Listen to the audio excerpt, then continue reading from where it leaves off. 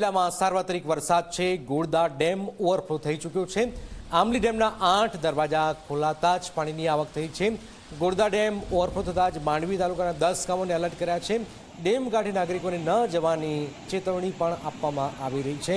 આપ જોઈ રહ્યા છો સુરતના દ્રશ્યો. ડેમ કાંઠે નાગરિકોને ન જવાની અપીલ કરાઈ છે. જિલ્લામાં સાર્વત્રિક અત્ર તત્ર સર્વત્ર જ્યાં જુઓ ત્યાં પાણી જ પાણી.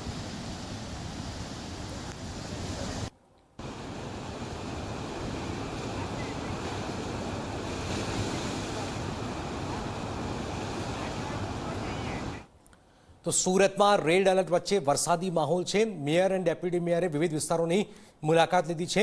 અધિકારીઓ પણ વિવિધ વિસ્તારોની મુલાકાત લીધી છે. લિંબાયત ઝોનની મીઠી ખાડી વિસ્તારની પણ મુલાકાત લેવામાં આવેલી છે. માધોબા, ઋષિવિહાર સહિતના વિસ્તારોની મુલાકાત લીધી. અધિકારીઓને જરૂરી સૂચનો પણ અપાયા છે. પાણી નિકાલ સહિતની કામગીરીનું નિરીક્ષણ પણ કરવામાં આવેલું છે. સુરતમાં જોઈ રહ્યા છો લિંબાયત ઝોનની આ મીઠી ખાડી વિસ્તારની અહીંયા મુલાકાત લેવામાં આવી છે. અધિકારીઓને જરૂરી સૂચનો પણ આપવામાં આવેલા છે.